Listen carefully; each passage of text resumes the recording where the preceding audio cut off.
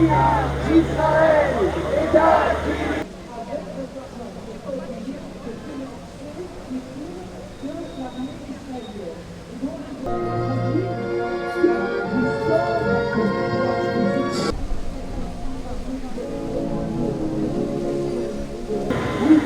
la Palestine de Gaza.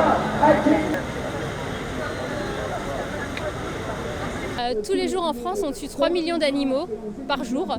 Et pendant les fêtes de fin d'année, cette cadence s'accélère dans les abattoirs et ça passe à 46, on tue plus de 46 millions d'animaux pour les fêtes de fin d'année. Donc notre but, évidemment, c'est de dénoncer cette consommation d'animaux, ces meurtres d'animaux. Et en fait, on propose aux gens aujourd'hui d'essayer de passer les fêtes de fin d'année sans cruauté, sans manger les habituels repas traditionnels, foie gras, chapon, saumon fumé, etc. Et d'essayer une alternative végétale. On propose aujourd'hui des alternatives végétales.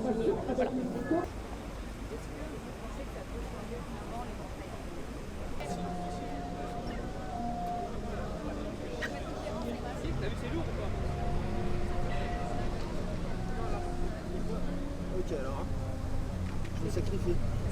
Moi personnellement, je ne mange pas trop de substituts parce que voilà, vous dites il y a plein de sortes de viande et tout, donc moi je considère qu'il y a plein de sortes de légumes, donc on peut se faire plaisir pareil.